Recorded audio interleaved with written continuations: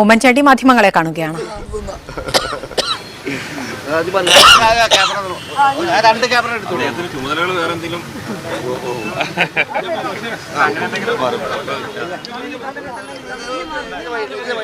ഒരു പ്രശ്നവുമില്ല.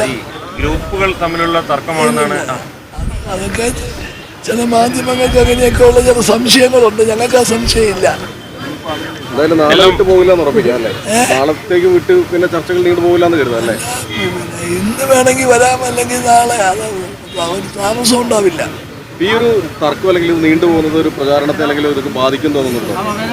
എല്ലാവരും ഈ തെരഞ്ഞെടുപ്പിന്റെ പ്രാധാന്യം പൂർണ്ണമായി ഉൾക്കൊണ്ടുകൊണ്ട് സജീവമായി രംഗത്താണ്.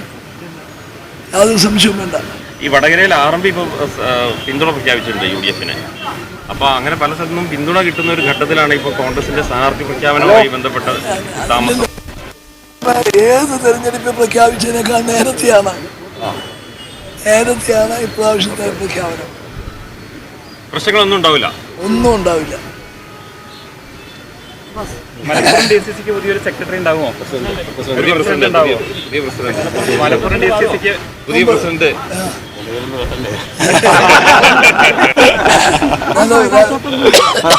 നിലവിലുള്ള പ്രസിഡന്റ് നല്ല പ്രവർത്തനം നടത്തുന്ന